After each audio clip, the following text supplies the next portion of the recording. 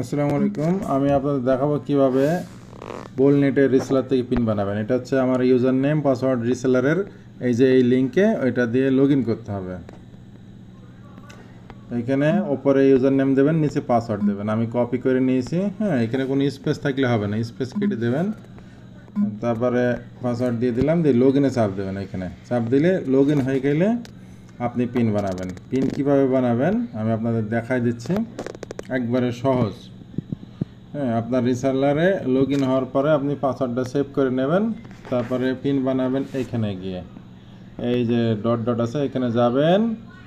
যাওয়ার পরে এই যে প্যানেল টুল, এই প্লাসে চাপ দেবেন। চাপ দেওয়ার পরে এই ইউজারে চাপ দেবেন। ঠিক আছে, ইউজারে চাপ দেবেন। চাপ দেওয়ার পরে এই যে এখান থেকে পিন বানাইতে হবে। ক্রিয়েট ইউজার, ক্রিয়েট ইউজার মানে হ্যাঁ ইউজার তৈরি করা, ক্রিয়েট মানে তৈরি করা। এইখানে চাপ দিলাম। ঠিক আছে, চাপ দেওয়ার পরে এই জায়গাতে আপনি কি নামে বানাবেন, ঠিক আছে, ওই নামে যদি ইউজার থেকে থাকে ওই নামে হবে না, একটু চেঞ্জ করে নিতে হবে। ধরেন হচ্ছে আমি এরকম একটা নাম বাদ দিলাম। ঠিক আছে, এই নামে যদি থেকে থাকে তাহলে এই নামে হবে না। এখানে যদি মনে করেন 2 দিলেন, 3 দিলেন, এইভাবে সাপোর্ট করবে না। 2 3 এরকম সংখ্যা সাপোর্ট করবে না, এই শুধু ইংরেজি দিতে হবে। হ্যাঁ, পাসওয়ার্ড মনে করেন আপনি 1 2 3 4 এরকম দিলেন, বা এটাই দিয়ে দিলেন, এটা আপনার ইচ্ছা। 1 2 3 4 5 দিলেন। ঠিক আছে, আপনি এরকম কপি করে নেবেন। পিন বানানোর আগে কপি করে নিয়ে এই যে এখানে চাপ দেবেন। ঠিক আছে, 1 2 3 4 5 বা স্ক্রিনশট দিয়ে নেবেন। এটা স্ক্রিনশট দিয়ে নিয়ে আপনি কাস্টমারকে দিয়ে দেবেন।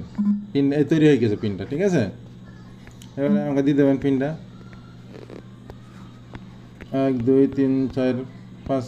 ঠিক আছে, হয়ে গেল পিন বানানো। যাদের পিন বানাবেন এইভাবে পিন বানাবেন। আবার আপনারা পিনটা যদি মনে করেন কপি করতে মনে না থাকে, তাহলে আপনারা এই যে এখানে থেকে আবার বের করতে পারবেন।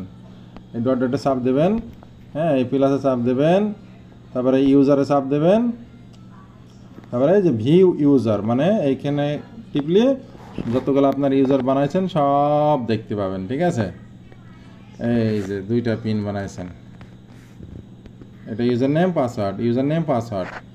কানেক্ট করলে তখন এখানে এক্সপায়ারি ডেট উঠবে। কানেক্ট না করলে পিনের কোনো মেয়াদ যাবে না, কোনো সমস্যা নাই, এটা ইনঅ্যাক্টিভ পিন।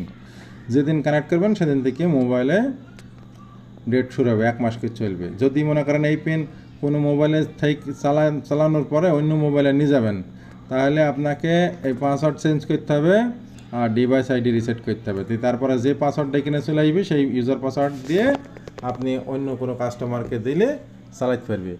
এক পিন শুধু এক মোবাইলে চলবে। যদি কোনো সময় আপনার এই পিনটা অন্য মোবাইলে চালানোর প্রয়োজন হয়, এইখানে গিয়ে পাসওয়ার্ড চেঞ্জ করবেন, তারপরে এটাই চাপ দেবেন।